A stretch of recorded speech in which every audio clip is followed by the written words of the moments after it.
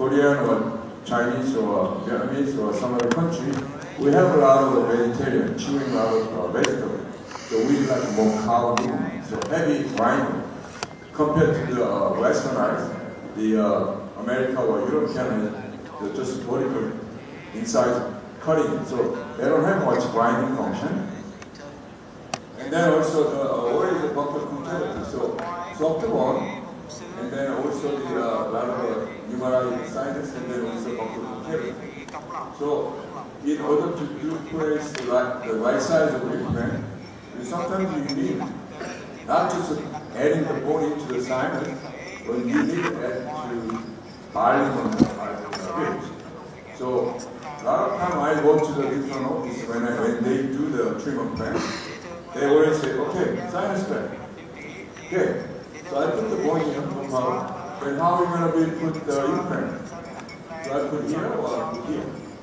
So you need the right volume of the alveolar ridge. That's what's important the implant is great, right? So who cares how much sinus bone you put it in? Because the main reason is we need the right position in the right implant side. So that's the treatment plan of the maxillary sinus. Then make them a deep. So also Ray Bish textbook, he talks about D1 to D4. So this is a housekeeping unit. I mean, you can study the textbook. I'm not going to go over all this. I'm more clinical outfield. Just I do daily practice. I'm not just reading in the chair. I'm just doing more case by case. So D3 or D4 in the posterior maxilla most time. And also, sinus has a very anatomical different situation, not like a mandible. Mandible is what? We have nerve, alveolar nerve. But maxilla doesn't have it, but then we have to worry about usually we lost the tooth and we gauge the volume about 4.5 to 35 cc, which is about, if you're adding the bone, about 4.6 cc bottle of bone. That's why you have to replace it. And then also there's a membrane there. So is the membrane is difficult, different, important? Yes. Because that's kind of like a barrier for our sinus cavity. So whenever it comes, we inhale air with the bad foreign bodies coming and try to get rid of the drain system to this cilia, pushing out to the foreign body or any the infection, pushing out to the nose. That's why you got a sinus allergy season. You got nose stopping and then blow nose all the time. And then there is a septa there. Sometimes it's good to secure your structure. The problem is when you do the sinus elevation, try to put longer, that's a kind of sometimes challenging to overcome. So I have a couple of cases to how to deal with that. And then you have a maxillary sinus, major, orbital, and then frontal sinus. So we got a lot of space because our brain head has to be light, so we can walk straight and moving around. And then also, when you're breathing in and out, we need some kind of function to walk in and here. Also, when I'm speaking, I got a lot of different voice and sound with the regular. So those things are I don't care about it, but I care about here. Drain is the middle. So whenever we do something here, or pathogenic cyst or infection, everything goes here and then something happens, then if it has a drain blocked, everything is going to be garbage here, right? Like a sewage. So you gotta get chronic sinus infection. So we don't want that happen. So usually, ENT guy, all the time, something they take it out. But we are as a dentist, now we have to add something into the sinus to place secure our implant. So that's the thing is different as we deal with. So when we have a tooth and then we lost a tooth, so we got the pneumatitis, we call it. We gain the sinus space. There's not many studies that how much we gain or lose.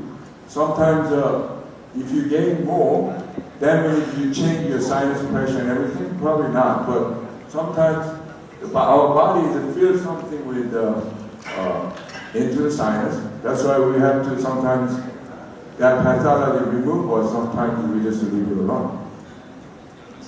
So let's talk about the treatment plan on the maxillary posterior.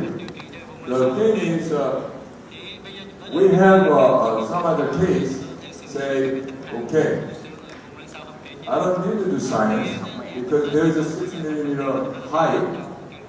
I can do the short and wide implant. That works sometimes.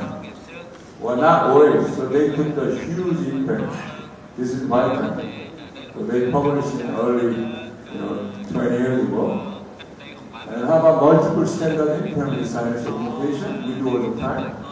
So periaceal, nasal, tilted, oral 4, oral 6, zygomatic, those things. Some other criteria you don't need to worry about it, and you never had it. So this is the same case on the textbook you saw it. The patient comes from New York City. She's an older lady. When I see her, she's like this. So maybe initially has a bone, but remember that 2 millimeter rule. You have to be 2 millimeter bone around the implant. You need a 2 millimeter soft tissue around the bone, around the crown of the implant connection. So everything is kind of sealed, protection, otherwise something happens. In this case, bone goes first, and then soft tissue goes first, and then what happens? The implant is come out in your hand. So what I have to do is simply, I want to try to gain something that we lost. What you lost? Soft tissue, right? So I do the soft tissue graft first. It's called the simple free gingival graft, right? It's not the free, but we get from the patient free. After soft tissue gain, then what? I have to do sinus augmentation. This is called the Lisa technique.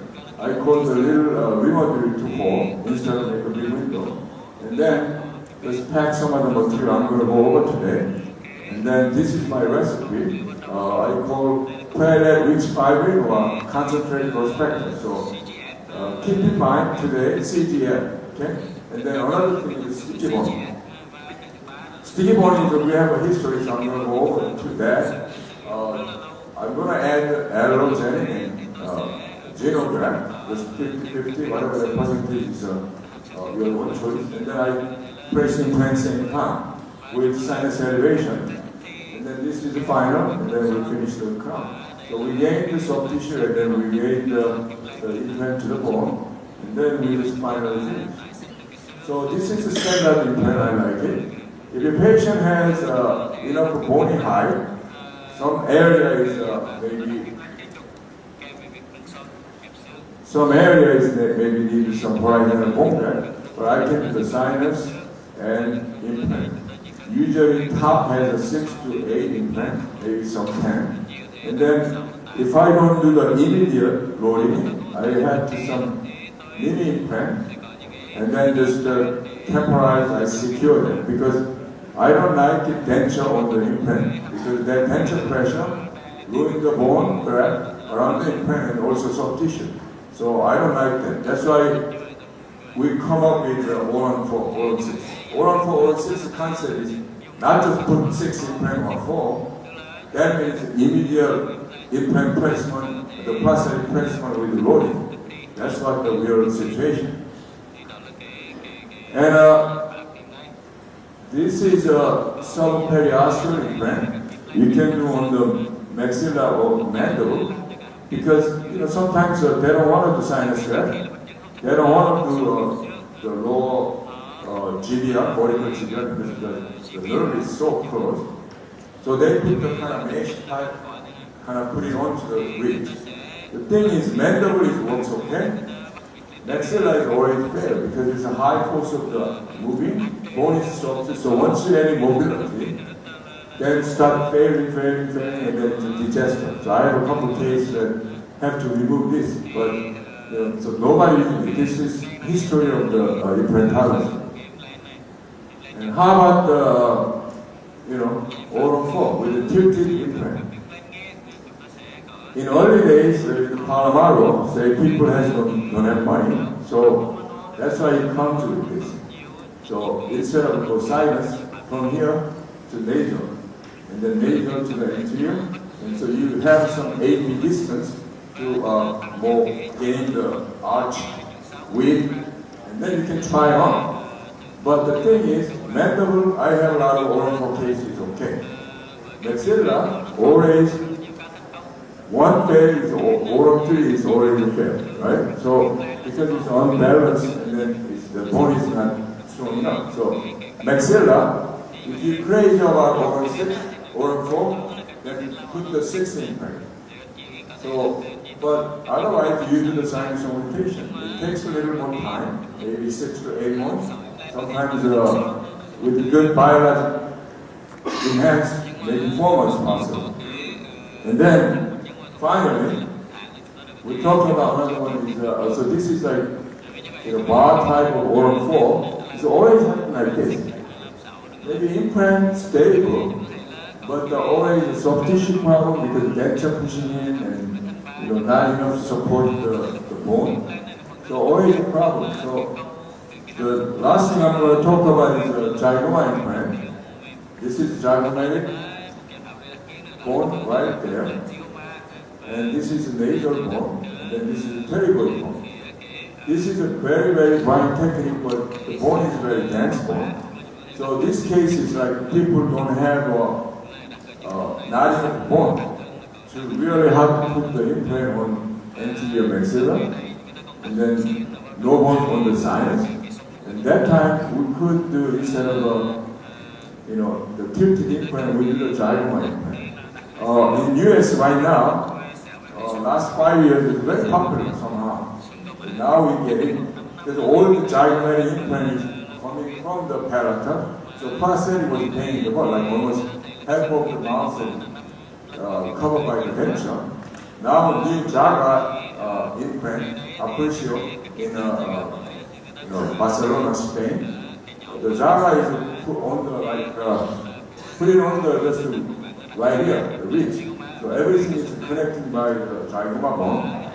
It's strong bone and about 50 to 60 millimeter implant, but sometimes if you have heavy corruption, it's very dangerous. So there's a limitation. So my criteria on sinus posterior, there is a 3 different bone density. The cresta is very cortical, the middle is cancellous, and the interior cortical. So I like every time I invade it. If you 9 millimeter the bone height, I put 10 millimeter just pump it up. That if you charge or if you want to charge the sinus lead or not, that's your choice. But another thing is, whenever the posterior was tooth was taken out, there is not many cortical bone there, so it's not that easy for them. And Ray Mish, he posterior teaching us for posterior maxilla. If you give 12, you can do immediate 10 immediate, 5, 10, maybe just stage or grafted, and then 5 always lateral approach to the stage. Delay. But these days, I put a lot of 99% immediate place implant with sinus augmentation because the implant design is good, implant surface is good, very fast osseointegration, and all the biological material is better. So this is old days textbook, and some group they can do this way is much safer. So know your limit and just follow the principle. That's what I'm saying. Because sometimes, like today, maybe you don't know what you don't know. Then you know what you don't know. And then later you know what you know. So this is all this is the treatment, right? So, and then if you become a master and then say, you don't know what the heck you're doing, but you're just doing it perfectly. So, but anyway, so there is a lot of textbook about the classification. My bottom line is this. If I place implant, that implant is stable, while that implant falls into the sides, right? That's you make a decision. As long as the implant can stay whole, and then you can do away the second surgery with the stage approach. Because sinus has a cavity, if you don't put a lot of bone graft, you need something to tenting screw, like an implant or another tenting. Space maintained like a low membrane. That's why I like to put implant if I do sinus augmentation at the same time. Another classification is, this one to this one to that one to that one. So for me, is anything crest or stabilized, then I can place implant without sinus augmentation. So there's another one is classification width and height ratio 1 into arch relationship. This is I'm talking about. A lot of people talking about just sinus, but you have to think about the whole sinus structure. In this case, some patient you see, patient lost a tooth for a long time, never pneumatized sinus. So this case is easy. You just place regular implant position.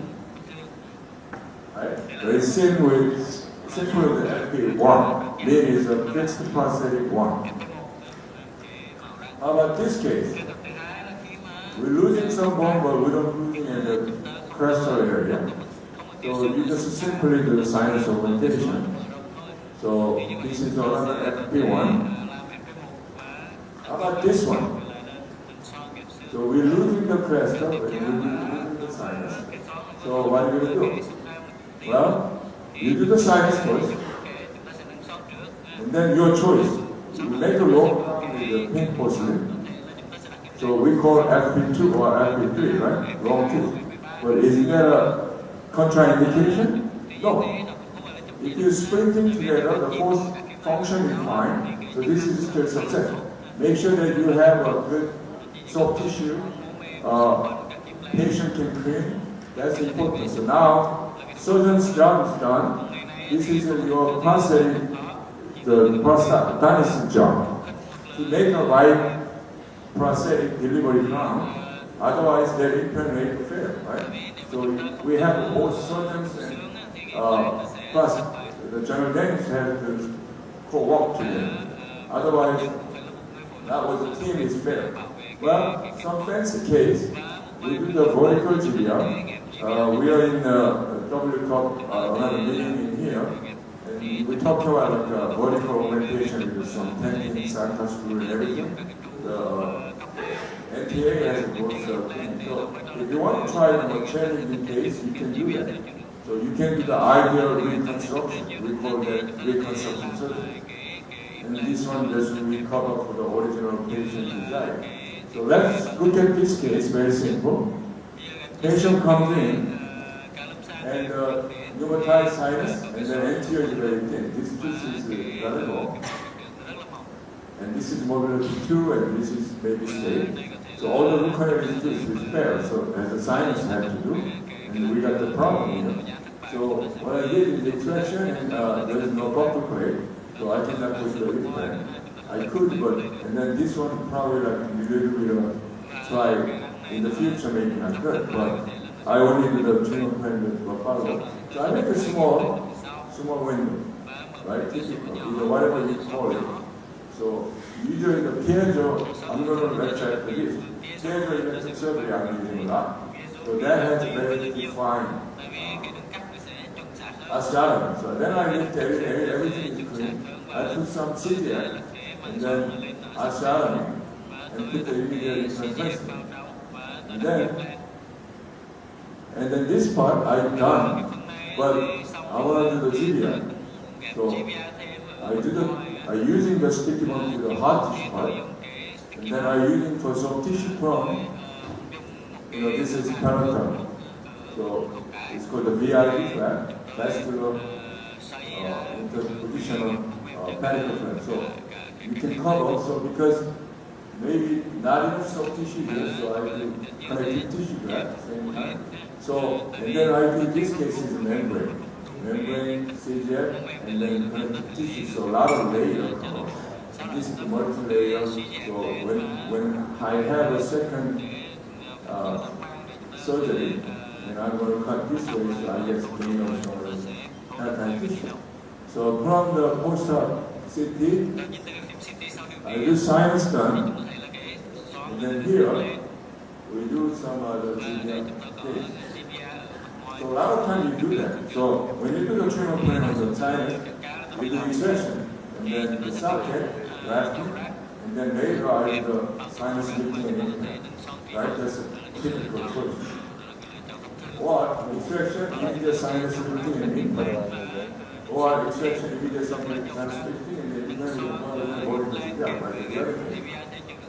So let's look at the 3D combing. In US, if you do implant without combing 3D CT, if anything goes wrong, so legally you get sued, you lose it. So CT is required, not just optional. So already you're looking at the CT for this sinus. What are you going to look at? Some pathology? And the sectional view, how much bone I have to put in, how much I can lift it. So that's what you need all the information. So when you come the panoramic view, you cannot much tell about what's going on here.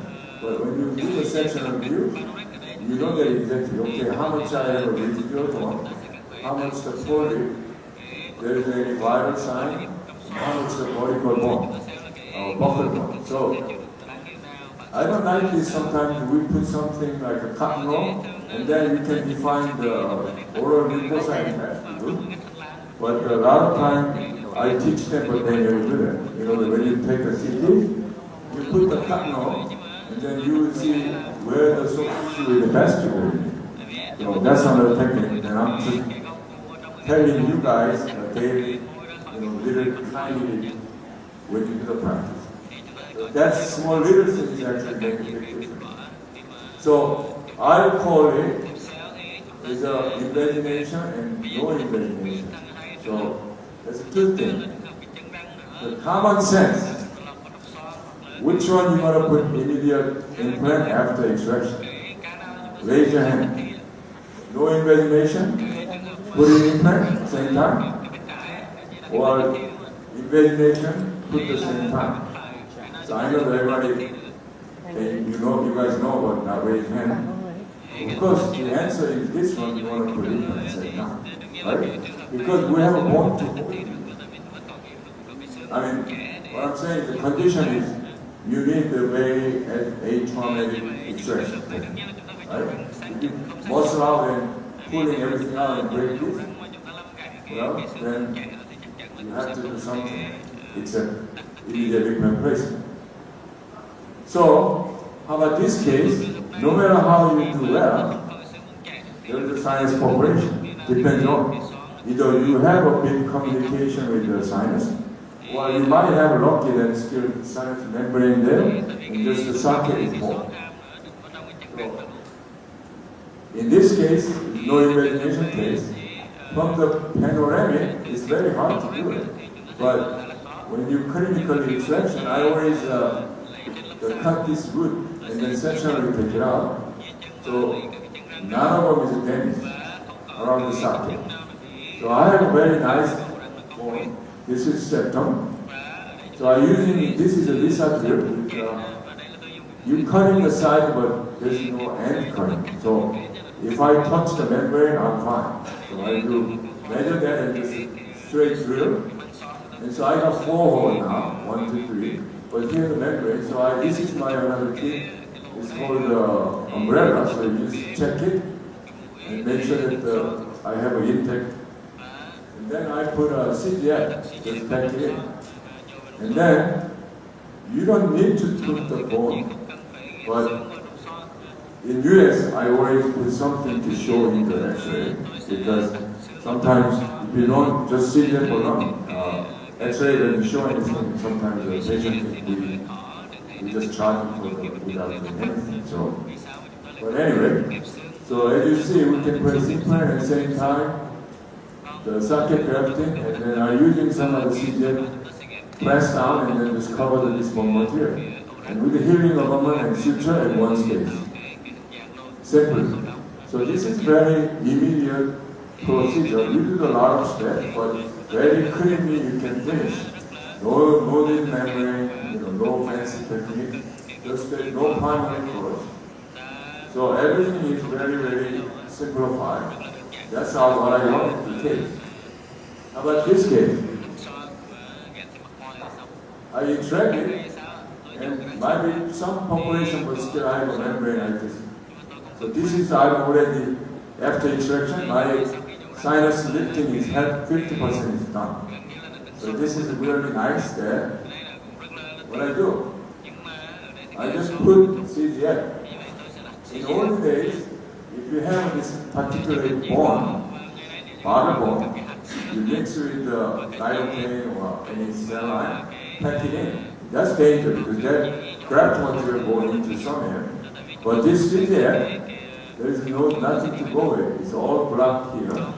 And then I add in some other bone, sticky bone, so still very, very sticky. Like almost a molding bone. Then I just cover another CGF to put it in. And the final X-ray like this. So I have a very sinus augmentation already. So after 46 months, I'm just going in with nice implant. This is a very easy way to do. Anybody can do it. So you don't need to be fancy. I have to do immediate or I have to do delayed. This is your choice, but that comes from the treatment. So I always teaching I have some, the side cutting different way of the sinus technique. I have all the different tools. I try everything, but I still teaching when we have a life surgery program. I teach the lateral window first, because if you're doing more sinus every day, you will have some kind of complication. I'm going to go over all the complication later. If that happens, you need to open the window to see, right? Otherwise, you have to look up to your good friend who can do all the work. It's fine, but once you get the sinus infection, then more little bit difficult because close to on the eyes and right on the face with the brain. So some cases you have to be very aggressively treatment. So typical we saw this in brain implant, and then suddenly you're losing this tooth, then what? You do the bleach, and then finally it's fail, then you have no choice. No more fix the partial bleach, so you have to do something to engage it. So I have one case like this, oral 6. So this patient is severe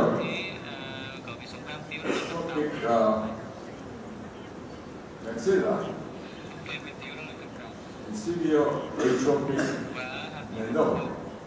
This patient is almost, if you press on the jaw something, you're going to fracture that. This is a 78 years old, white female, very fragile.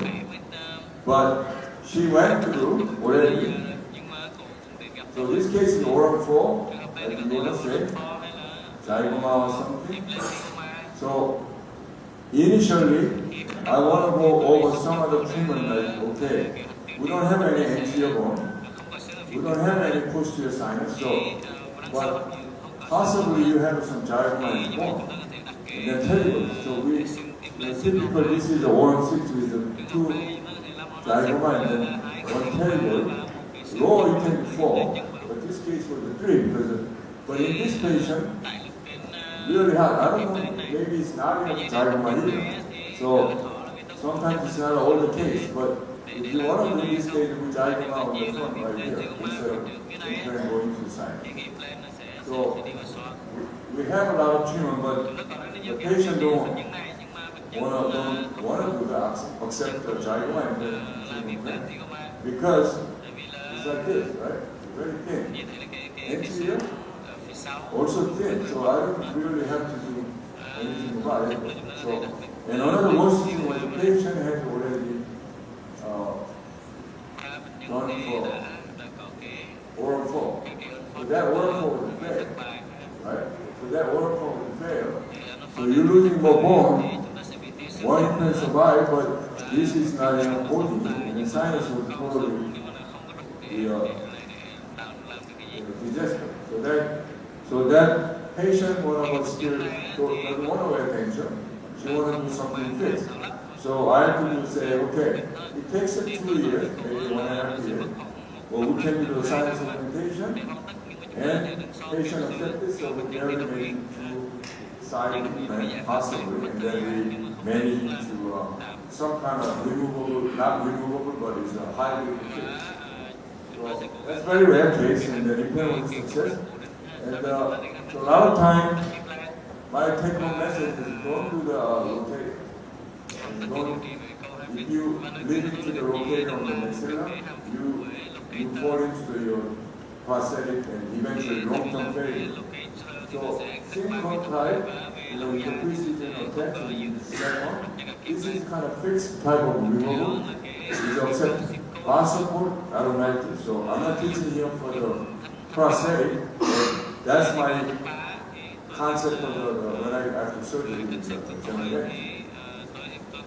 So let's talk about the sinus. I'm going to talk about the lateral window first, and then we talk about the crestal first. So lateral and crestal, always a debate. Which one is better? Okay.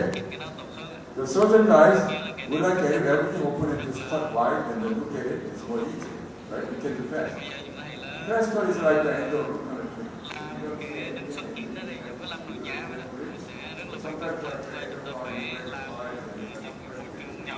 the same thing, but which one is better? No. Nothing better. Every time, depends on the situation, you decide. You are the doctor. Patient doesn't know. That's all your achievement. So, my take-home message is this. When you do some procedure, you go home and you can sleep better. Right? If you worry about you don't procedure and you go home and you can't sleep, that means you are not good. So, be a good side of the clinician if you want to.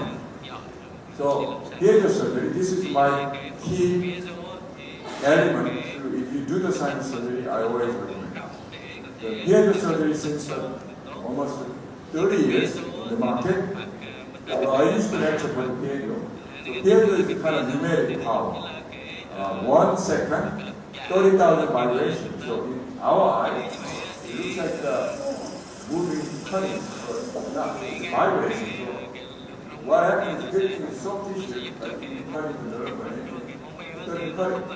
So a lot of piezoelectric surgery in the beginning when they do the brain surgery, because when you scale, you ask you have very mild stroke. So they're using our piezo, now we're using for the sinus. And then another thing is CTI, the brain rich fiber. So this one is just the simple. You can buy 10 bucks for 3,000, 5,000. All machine has a different function, different way to do it. But for my humble opinion, it's better than nothing, right? Some machine has more high concentration, some machine has less concentration. So this is all the cooking recipe, but I'm going to go over the defined information. And CT scan. In my early days, I depend on the PA and the panoramic. But now we can see all the different aspects with the simulation with the 3D. I know that a lot of guys are digital dentistry and all the imaging dentistry and all the surgical guide and everything. So I'm kind of old-fashioned, so I don't do much digital and I don't know the case, but this way all the eyes and everything. So that's in the future field. I think it's not yet, but still. For me, sinuses need always the, guide surgery after sinus. So for my field, it's still okay. So let's look at this. Look at the panoramic. Something not really, here not clear, but sinus relatively okay. So I look at the CT, looks like there is some artery there. This is, when you look at closely, this is the intra-osseous artery. The artery goes to the lateral wall. So when you cut this, there's a lot of bleeding, right? From the posterior division of the great palatine artery. But when I open it, maybe some guy extraction or some do something, they will clean up. So the bone lateral wall was not formed now. So even though the city looks at the artery, but it's not artery, so there's the perforation. Small communication on the lateral window. So I open the lateral window. I carefully do that. I didn't perforate it. It was existing. So what I do, I carefully elevate the membrane. So even the small hole, I like to have here too during the procedure. But I am able to lift it because you see that there's a septum. You see that on the panoramic? There's the side of lateral view. Coming here, septum, and then coming here, septum. No wonder I'm going to pay. But that's block my procedure? No. You can continuously lifting the septum and then you do the finish the procedure. And then I put some sticky on and then replace the bone. Some doctor, when I go, in this case I put implant, but some doctor they want to press implant. So then I just add in the bone. So in this case, the sticky bone is kind of making me skillful. So I put more sticky bone. And I do that situation. So most time I'm pressing, this is immediately can do it. So another level is the design of the opening. Because you come here, okay, I don't want to do the lateral, I don't do so impressive, that's fine. But if you do the lateral for in the future, you have to do always map. So this is, if you put more like this is the anterior wall and posterior wall, and this is the lateral wall, and then this is the medial wall, right? So I'm going to keep talking about the wall, because this is 5 wall, right? Inferior wall, and then all this wall. So sinus is very good, 5 wall only different. So that's why you can do bone augmentation very successful compared to the mandible. Mandible has a lot of time, 2 wall defect, 3 wall defect, anterior is very hard. But the posterior maxilla is easy. So in early lateral window technique, Him Tatum and Bill Bowen in UCLA, they concept to come with put the bone in the sinus to place secure the implant. And then there is a 2 steps. 1 step, like I do, implant with the same time sinus, while just doing no implant with sinus augmentation. So incident design, I always want to do the liberalized incision, not the middle crest. Because your implant position is here, so if you cut in here, then you have to select another. So I always cut it, so you gain more this keratine tissue on the buckle, right? So instead of cutting the right here. And then, a lot of people misunderstand the hockey stick design incision. Why we call hockey stick? Because it's like a hockey stick, right? J or J. What happens is if you go straight line, what happens? You ruin the papilla, and then also not many keratine tissue to suture. So instead of this angle you got more easy to suture. So if you have a large window, I will do 1 to 2 tooths ahead like this. But in this case, I don't want to be too much anterior. Patient smile and everything. So, and this one is relatively small hole. This is a Lisa technique that I can talk about later. So that's J incision.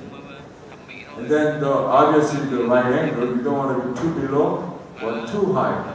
Because if you cut too high window, your elevation to the floor is too far. Then make a mistake to tear the membrane. So you have to do right design of the neck. So we just had a surgical session. I just mentioned about the other space. We did 11 attendee. One of the doctors from the Hanoi. So he did a great job. So he was one of the doctors. And then he was there. And then so this guy sent me after we trained. And then he said, Doc. So this guy from Australia. And he's showing the picture of later that his old picture and say, right, he did the J design, he just did the straight. So a lot of times you guys are simply mistake. So this is not that long, but still you have a very poor and too many suture too. So even though you do the surgery well, when you put suture the core technique and more nucleotide and suture opening, then you get a more post-op infection. So you got bad result. You do not suture there either. So you learn from the little by little. So we did all this kind of communication. Hopefully all the patients was actually, we did tons of work for the whole day. But the thing is, this happening now, you have to keep training, and you got eye surgery, and then, even though you learn, you come home, and then you keep practicing, know what you're showing. So that's kind of dentistry. Dentistry is not just reading a book and you have to be hands-on, wet hand. So, incident eye of the things like this. So when you do that, you do incident. So maybe when you window, you might minimum 10 to more incident. And then posterior. So that's if it is, assume that that's a window, my window. So you have to fire it up. If you window over here, then I have to go this way. And then tubular area, you have a little deep, like penetrate, so you don't want to go all the way because this is very hard to suture it. So you just some kind of, at the window, you have to push it the same thing. So this flap is enough to open the light space I can control it. So that's the incident line. And then superior cut, anterior, distal, inferior. This is common sense. You don't want to cut here. You don't want to cut here. This is inferior line because it's too hard to go down here. So those are typical things. So I usually say 2 to 5 millimeter from the sinus floor, and then 10 to 15 about wide. Neck window a little bigger because you want to see everything. Otherwise, it's kind of like a pressure approach is a little bit disappointing. Those are a little less invasive. So this guy done it, and I draw the map, but then sometimes this bone is very too much, and we got a minor perforation, and then this was a right stroke, and then patient was we put the map too low, so cutting here is bone, so we have to move up. You see that? So map is very, very important. Sometimes you're struggling so much. And then there's a technique to, the tactile sense. You have to cut it with the angle to the depth, and then you keep cutting and see how thick the lateral bone. So, you need some practice and then know how to use the instrument. But eventually, the principle is the same. So even though you tell this big, you negotiate because he's with us. So I do cutting more bone on the inferior to posterior, and then I negotiate this membrane. By the time we're struggling, and then we manage to lift it there. So I want to show the little video to the sequence of the elevator membrane. The right hander takes it like this on the left side of it. Which side is better? You see this side is better than this side. So, when you do that, this is the wrong, I actually put it over, but either you can do the first, second, and third. In this case, maybe if I go left-hander, first, second, third, doesn't matter. This is maybe the opposite, right? So, do here, do here, do here, inferior first. And then slide inferior first, slide go to the medial to the posterior. Here. So don't even try this part. This is the danger zone. Because a lot of attaching here. If you try to pull here, then if you strong attach, you're going to tear this part. So common sense. So let me see the video. So I'm tucking in my instrument. The round part touch the membrane, and then we're going to curvature of the sharp one, tuck into the bone, and then I'm pushing, I'm scraping the bone. See, I keep rolling. So if you right-hander or left-hander, either go this side or this side, whatever you're comfortable joint, and then go to the still roll, and then go to the medial part and continue to do it. But by the time you reach this point, look at it. Patient helping to elevate the membrane, because patient when you breathing in and out, the membrane is coming up. So some of the previous pathology case you're going to get, no matter what, because it's it's not a healthy membrane, it's granuloma tissue, so you're going to tear no matter what you're doing. So continue to do, but this is very dangerous. So either I do the last part or I do the, after this, I carefully do that because sometimes this is another hump, right? Not just a slope medial distally, but buccal lingually, there is another hump like this. So this is most I tear a lot of time, putting what I have. This is relatively easy. So see that? By the time I push it down, very nice, the patient is moving. So the previous case, so I work on the same way with the student, attending doctor, so we lifting, still big, you know, I continue to pushing up, this gets smaller. So I put the CTM, and then finally put implant, and then the place bone back. So I have when we have a demo, I'll go to demonstration to my sinus kit, the Curette. I think we have a demo drawn there. We can just try error, whatever is the model. So I like to have a very short, small one with a curve, a lot of curve, very sharp. So I only negotiate around the window side. I don't even worry about here, right? Don't be too aggressive and don't be too hurried. So after relieving this area, and then mine is go. So make sure that the same concept. Round the part, touch the membrane, and then sharp part, tuck it into the bony wall, and then follow the bony wall straight. Right? And then after that, once I get really here, then I go medial. A lot of times the guys only walk from here and then they shower like this. So I want to come from everything straight to the medial side. This is medial. You have to go straight down in order. So you need a little bit larger instrument. So we have a 3 set of the short, small, and then 3 set of the long one. And what bone graft material? I used to lecture all the material. And there's a science consensus 1996. We're talking about all the content. Now, for me, I don't do anything. Simply, I open the bottle, aerobone, mineralized, not demineralized, mineralized cortical mix, and carbon, bovine. And the same particle size, then I mix it, make a sticky ball. Sometimes I try to do the vertical. I do the layer technique or time. I collect some patient order and I cover with this. So, and then you sit there. This is our motion. Last 10 years. So, we try to all the different bones, DNA and everything, but right now it's this. I'm just showing you the history. There's still some other companies out there. And healing time is also depending on 4 to 10 months, 12 months. But these days, 3 to 4 months is really good healing. Depends on how much body bone to put it into the side. If you're 80% or 90%, you stay longer, right? If you're 10%, you don't need to wait. See? So that's the difference. So bovine bias or some of the virus platform. So this one, I used one time, but right now I use all the sticky one to make a mold.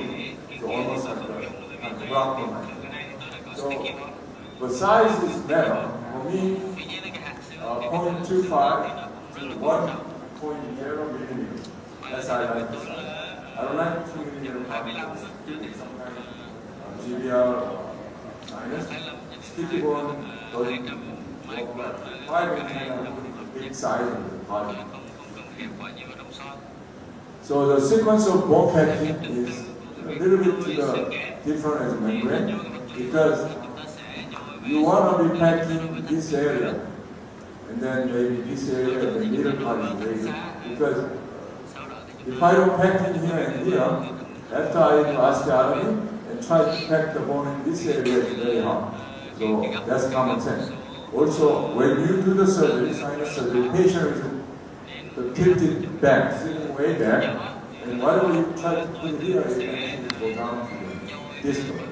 So you don't want to do that. So even though sinus augmentation, you miss this part and you miss this part. A lot of time happens. This part or this part. you only focus in here. So can you imagine if you, without implant, just pack the bone? Sometimes that bone is not nice control yet, because the bone is moving around the sinus. And the worst thing is if sinus is membrane population, there is no way. So I try to pack more here first. You see there. I tuck it in very hard. So then, once you feel here, then I start to go posterior immediately. So I keep packing here, and later I place the implant. And then I put more CDF and then split it. So that's how I do it.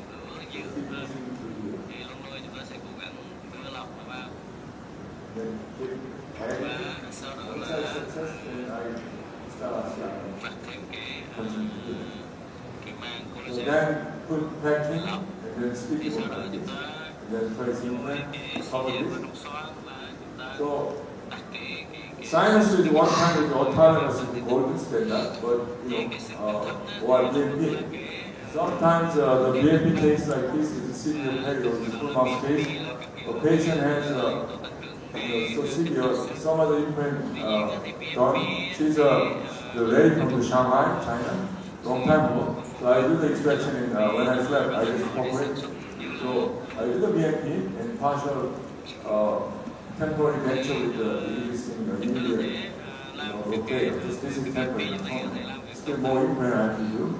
So then, early days I use the BMP, and its cost is high. So a lot of carrier to the BMP. It works good. I mean, the bone regeneration is great, but if I do the late research, you spend $2,000 per bone graft or $300 bone graft, 10 times difference, whatever, but then the result should be the same, so nobody needs the sinus surgery. So this is the histology, but the one time, early 2000, a lot of people went into the BMP. Everybody talked about BMP too, but nobody now talking about it. So now everybody talking about the CGF, splitting bone, and all this stuff. So this is kind of dentistry is already fashion. And also, zygomites come back, the vertical visual orientation and tightening the action, those are come back too. So, it kind of still cycles because it is a principle of the dentistry. So, the membrane in the sinus is a lot of structure in it. So, try to preserve the membrane as much as possible if you can. So, using good technique to preserve. And there's some research, I'm going to go fast. One time they don't put any machine, they just lift the sinus and put the implant, and there's a bone bone. I don't like this part, because it's still hypnotized and then you can cover the implant totally. But they say it's impossible. So the membrane, free all the time. I just tempting and then lifting and I just don't put anything. And so this is showing how. But look at the diagram. I want to cover this dome shape, not cover like this. But still, we consider it success. So now the DS zone, our group would just sit there. Before Dr. Rundgren doesn't put anything. Just sinus membrane will be tensioned by the implant, but we are lifting with the CDF. So that CDF will stay, I don't know how long. Histologically, very fast healing and early osteoregulation. So we get some dome shape. So we got a lot of research. For me, I still adding some bone on the lateral window side. So everybody has a little different philosophy. So do what you want to do. And collagen membrane to cover the window, or just to cover the platelet in fibrin. Or I put ROV, replace bony window without any membrane. And then sometimes you can just be closer. So according to some research, say membrane or non-membrane, there's no significant difference on the healing on the lateral wall. So, but if you think about the common sense, if you just particularly bone cover and don't put anything, that's why they put a membrane. But if you take this lateral wall and put it back, this is the best kind of barrier contour for the patient on bone. the more the fast acceleration. The other guys, they grind to make a window, or they took this out and grind it, or they took this, put into the sinus. So we don't do that. The only disadvantage is you have, after sinus to take the lateral window, you take this lateral window out. But that's not the really difficult, it's a couple of times. So after we place more window, and then you can, if you have some more CGF, you can cover with it, and then sometimes you cover with pancho technique, you cover with abutment, healing abutment. That way, soft tissue is much better. So this is my some of the many case. After eye extraction, socket there, look at it. I don't cut vertical and try to primary growth. I made it open like this. I added more double, triple layer of the CGF. And look at this. This is January 14 to February 18. Look how much I gained healing of the soft tissue. So CGF is not just the bone graft helping, but the soft tissue was very helping. So my old method, you're using like out of a particular one in tightening there, cross fracture, then 21, and then also a lot of bone block, harnessing concentration, BNP sandwich technique. But and then bone graft is also a lot of using the different commercial bone.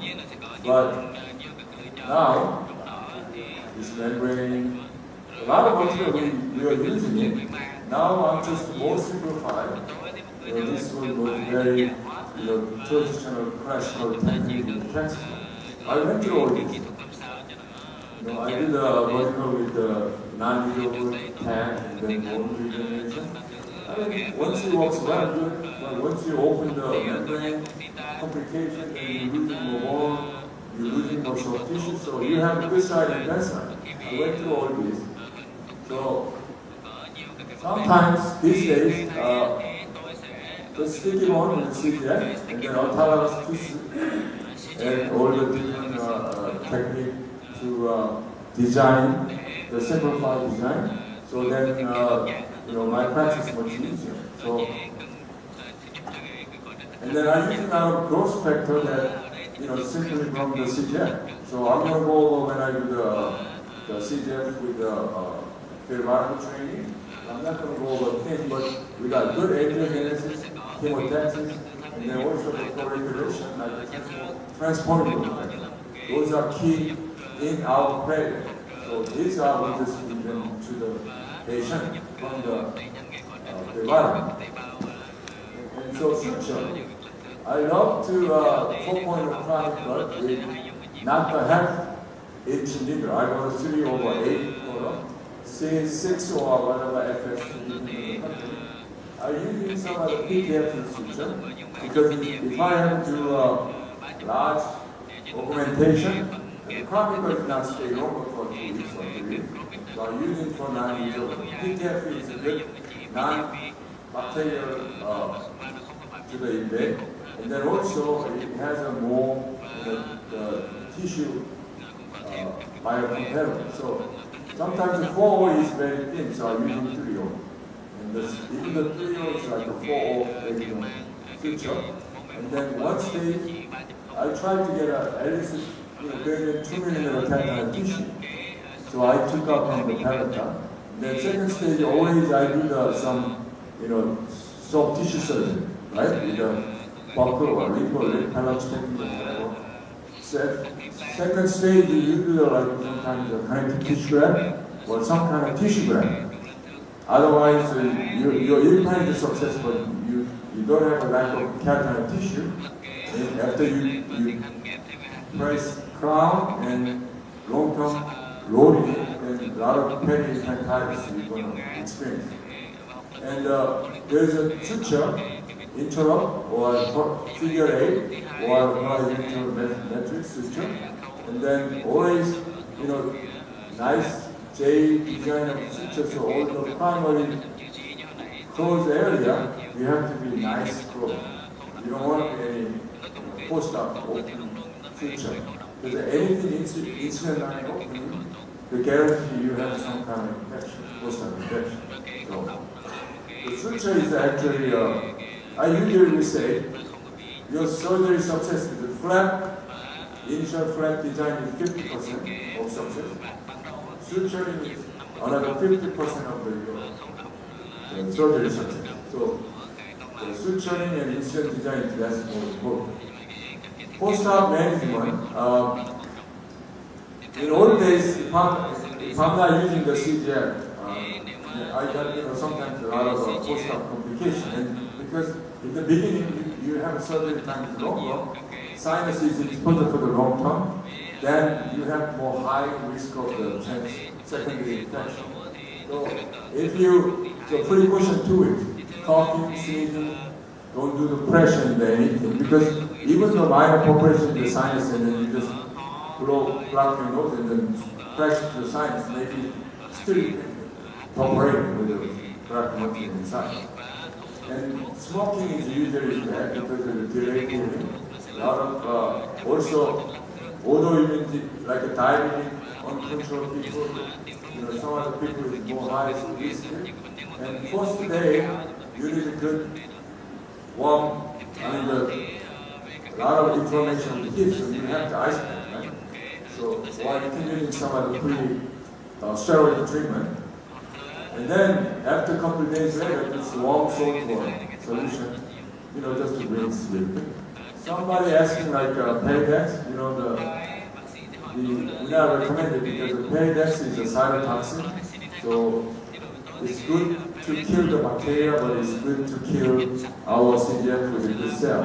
We put it into the sinus area. So, if you do all the CGF and nice primary pose, you don't need to add another cytotoxic mouse rinse.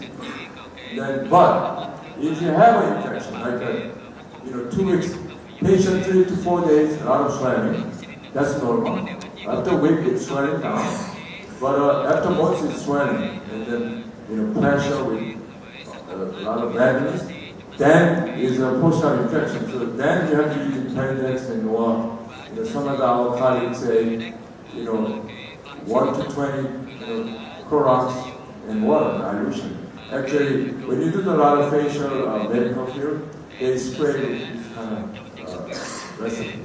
And then I strongly recommend the antibiotic, whatever the 1 day or 2 days report to the next 10 days, amoxicillin with the Fresno, because sinus is with the anaerobic bacteria, so you don't want to be just a simple generalized thing. If you have a patient allergy, it's a clindamycin, but some of the research say the clindamycin doesn't work well, and sometimes you can try the GTAG or the Raboquin and just the different antibiotic, so you can consultation with the pharmacologist or medical doctor. And then over the count, after sinus, you a lot of water going, a lot of bleeding, so there's a lot of the liquid into the sinus. Eventually it will drain if you do the right procedure. But if you have decongestion, then you might need some of the decongestion spray. That might help, but doesn't need to be all the time. And then there's a popular one is antioxidant gel. You can find some of the homeopathic gel. I don't know, we call it stellarite. It's like Anika Montana, like less bruising, less swelling. It's like a non-swelling thing. And then sometimes you have to put it on the post. So don't tell the patient don't do it, because no matter how you do it, some of the minor compression and the blood came out of the sinus to the nose. And then, so usually you have to tell the patient, so they're not scared of help.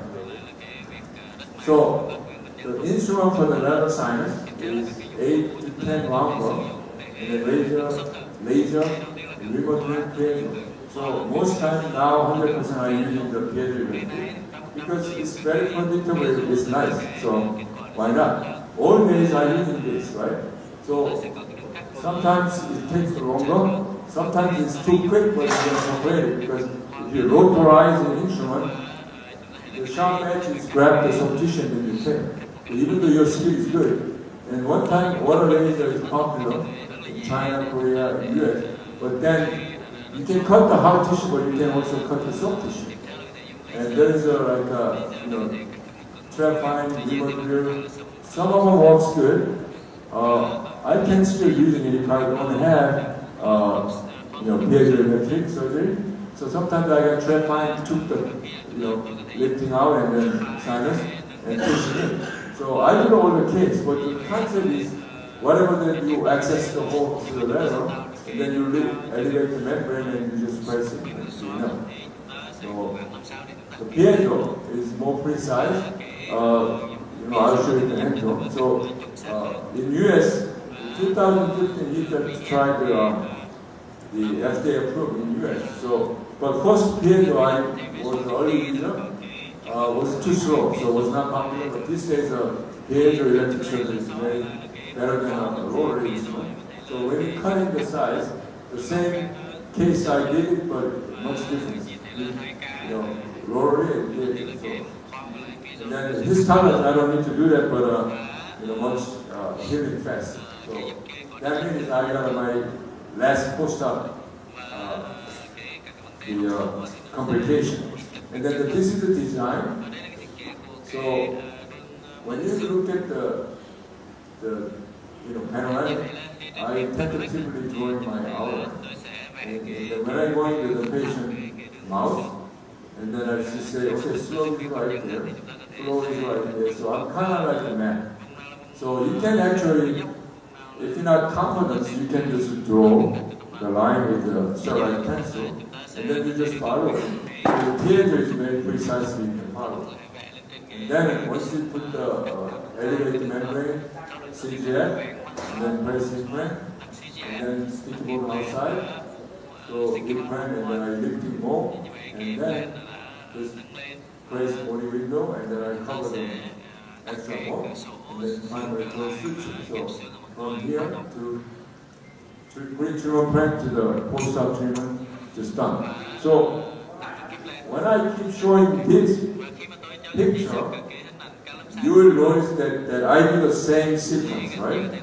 It's not that hard. You just need it in the beginning, your clinic, you do the same routine procedure. If you do sinus once a month, maybe you not get one puncture.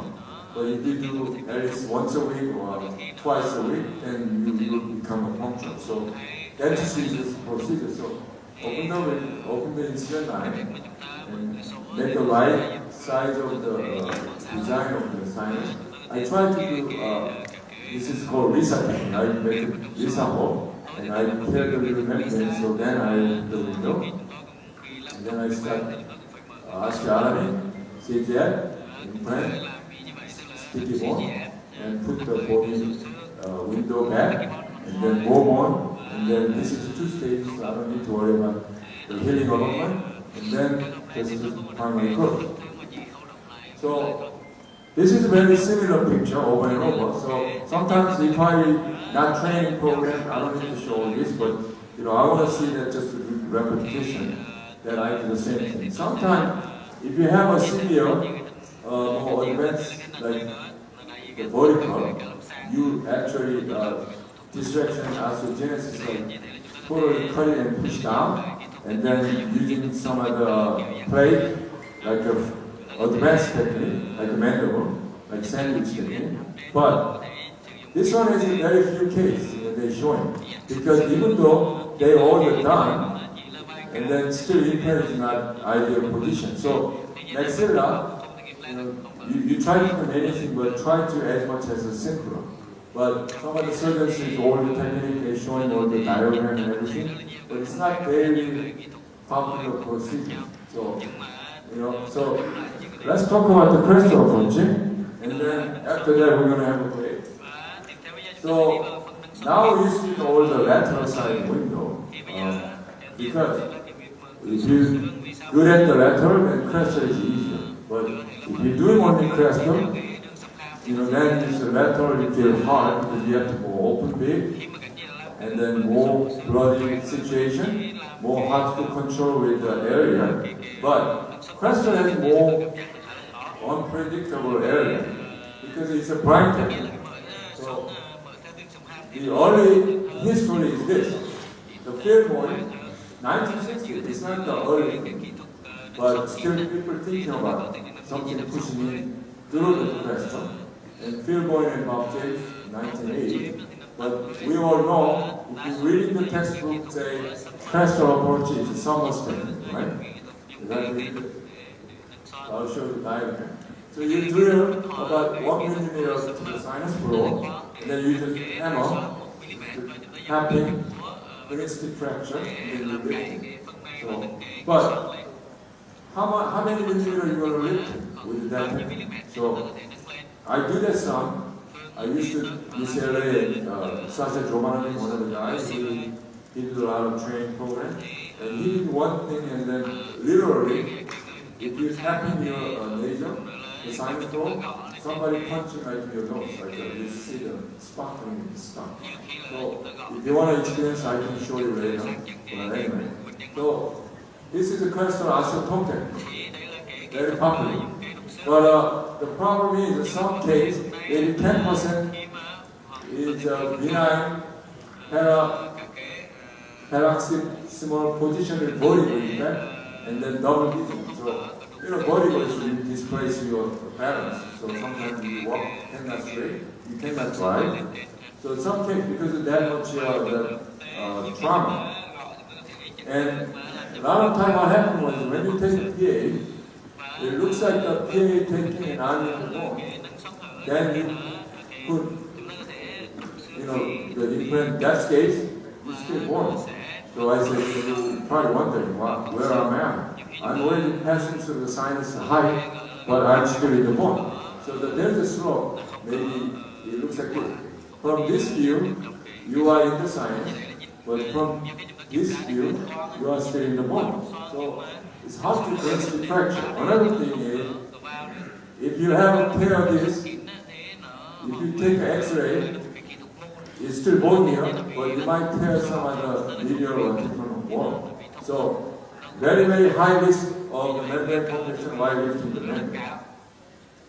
And then septum also is very hard, because septum, how are you going to crestally lift?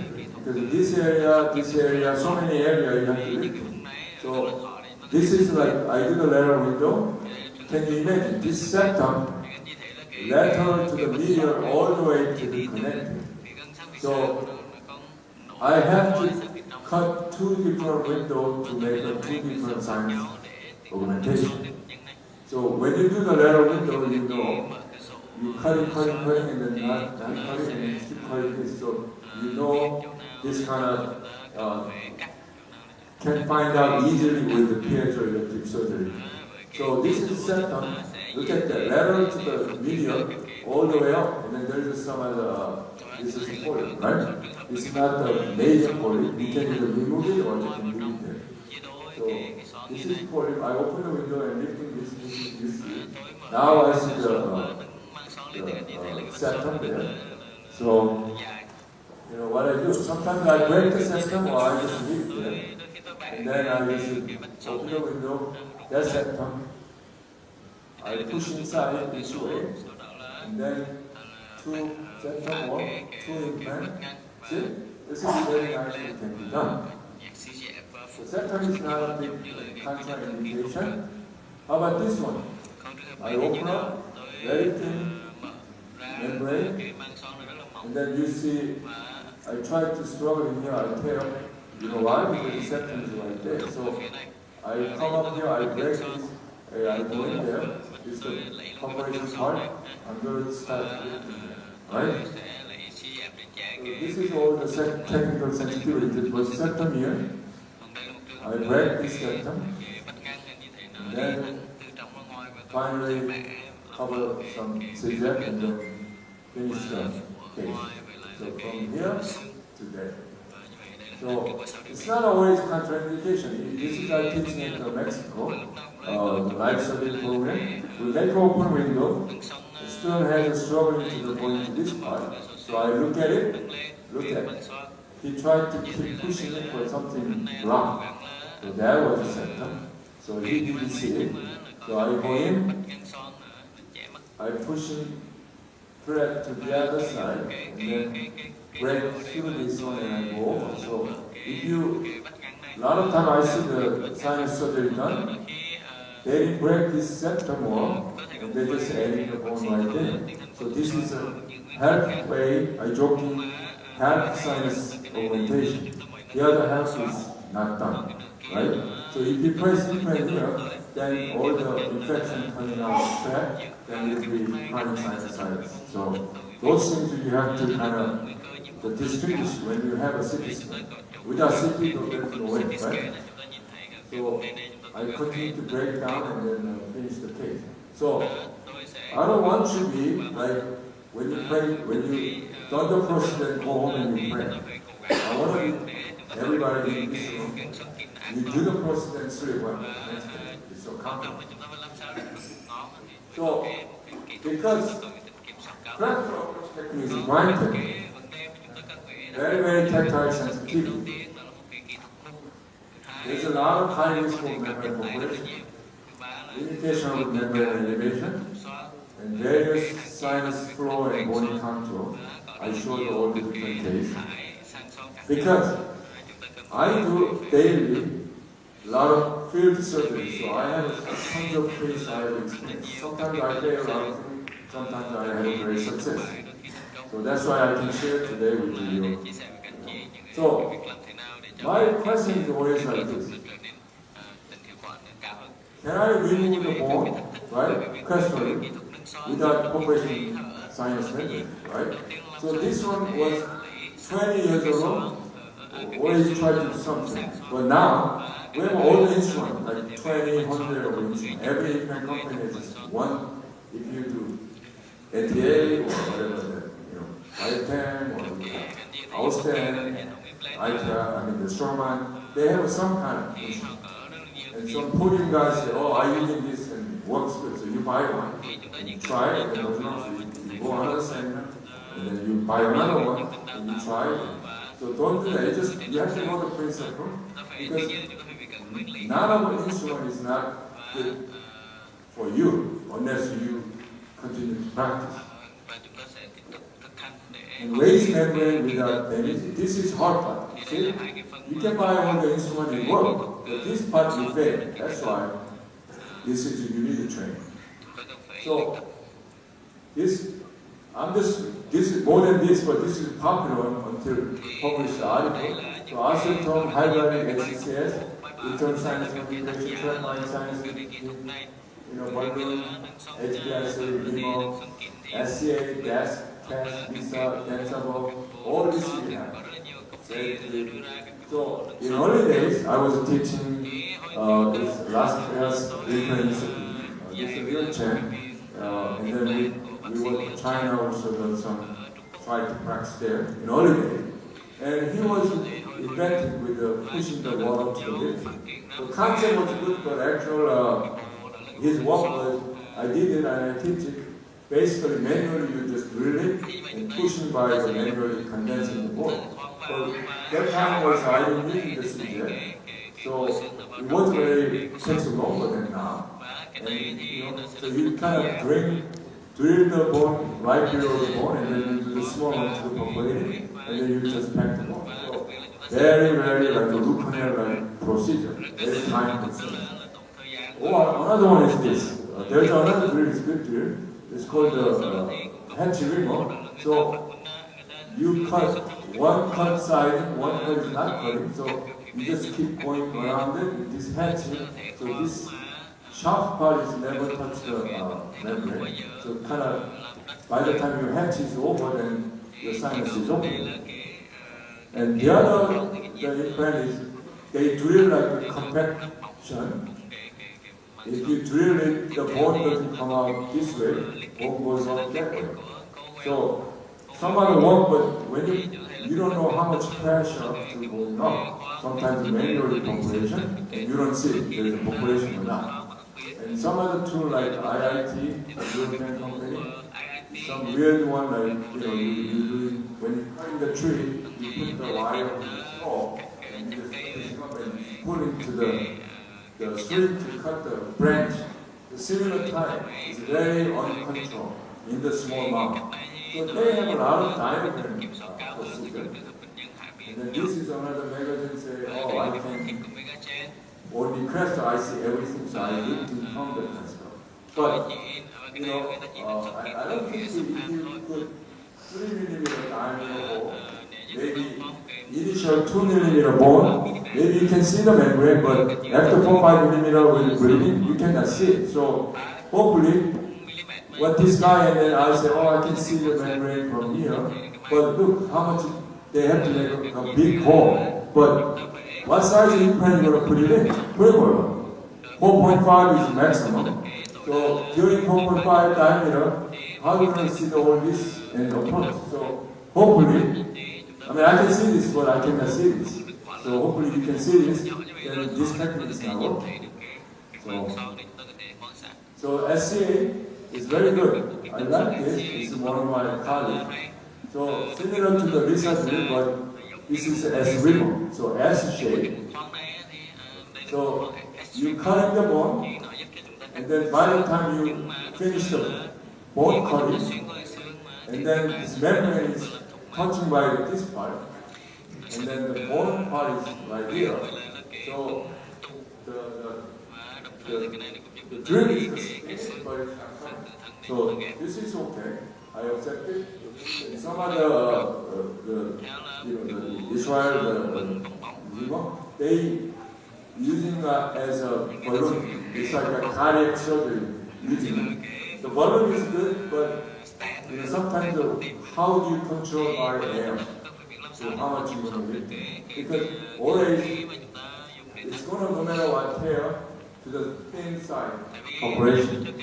Same as the denser one is kind of like a new, very non-invasive drill. So it still works, but it's not that every case works.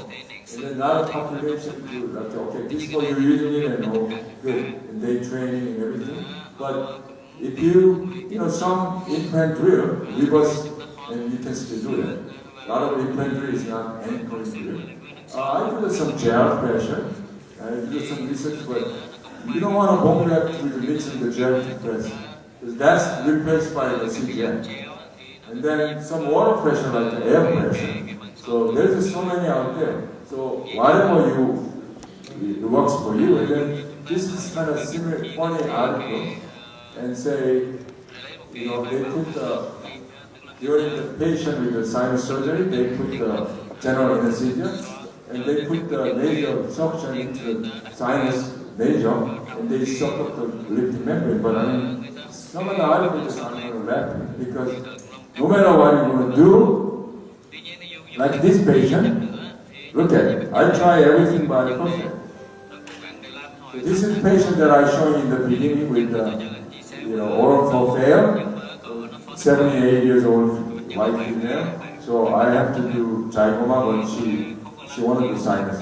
So I have to do sinus. So this is one of the procedures. So I put same day sinus and press implant here.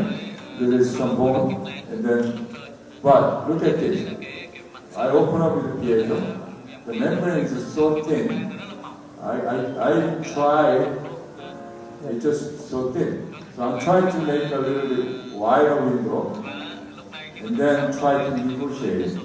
Because if you tear here, you can make a little bigger, and then you try to negotiate.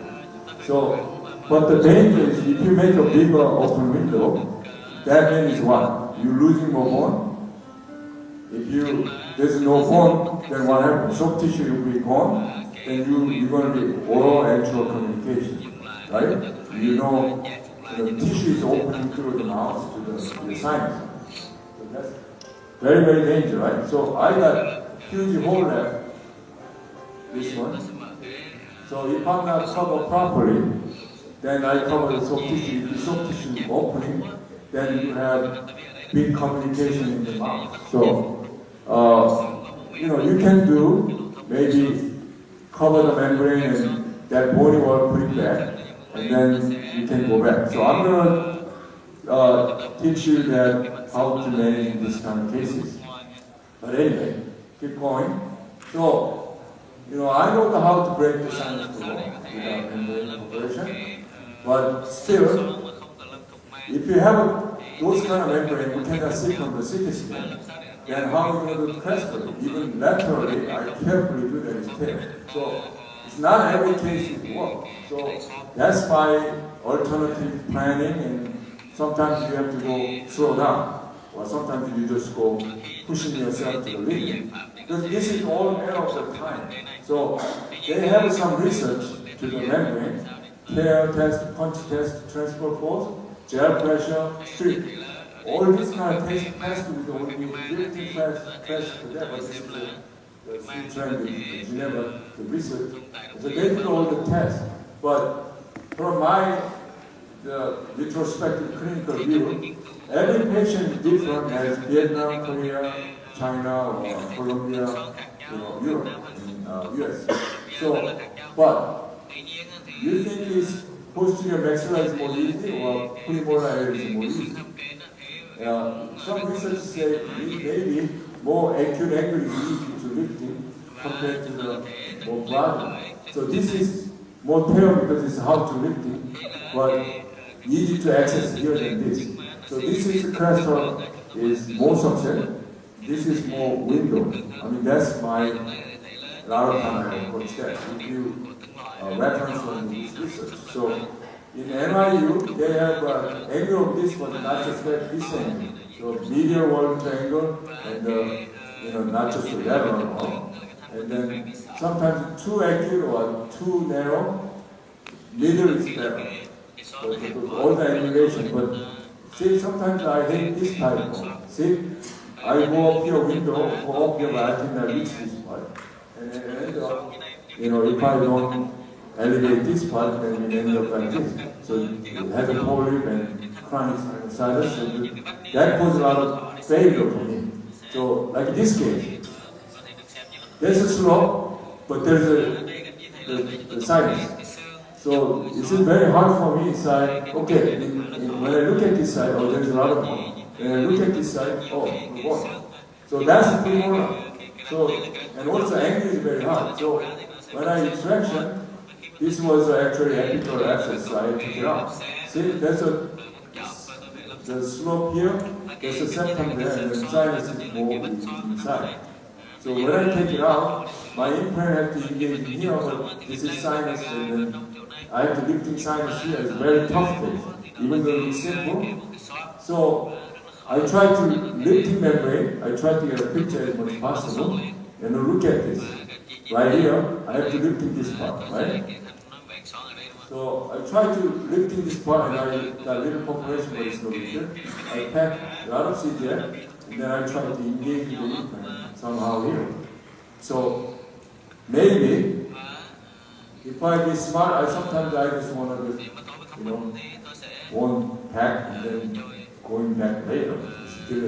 But I just took my ego, I tried to implant and then I do the GBR here. So this is more sinus here, bone here, very, very hard to engage in the implant, but still this kind of struggling. So I'm going to talk about the LISA, lateral internal sinus access. It's not like Mona Lisa, but the lateral internal sinus access. So this is my colleague, Paradigm, the DNC is the World Maxillofacial Surgeon. He's doing the World Global Lecture, and then he developed a lot of sinus technique. And he's coming on October, actually teaching in the national, international medical hands-on life surgery, and then November you're gonna be the body into research and ISO too. So anyway, he's so this is my LISA technique.